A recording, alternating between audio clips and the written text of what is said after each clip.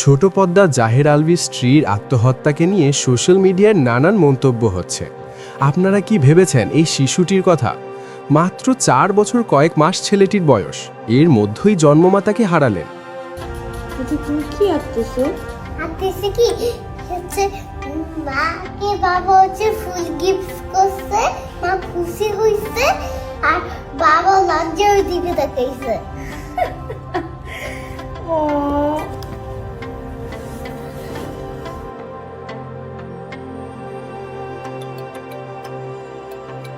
2010 সালে দুজনকে ভালোবেসে বিয়ে করেছিলেন জাহের আলভি ও ইকরা।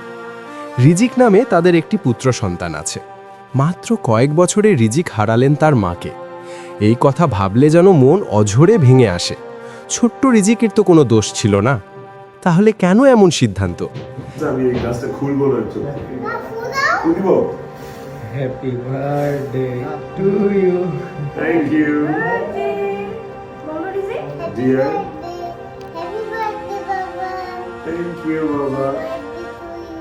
থ্যাংক ইউ বাবা। কয়বার কাটবো বাবা? তো মাইন্ড মাদার আমি দাম খায়। এখন থেকে ছোট্ট রিজিকের মা ছাড়া দুনিয়া। সত্যি এই কথা ভাবলে শরীরের লোম দাঁড়িয়ে যায়। কি এমন হয়েছিল তাদের দাম্পত্য জীবনে, তাই এমন সিদ্ধান্ত নিতে বাধ্য হলেন ইকরা?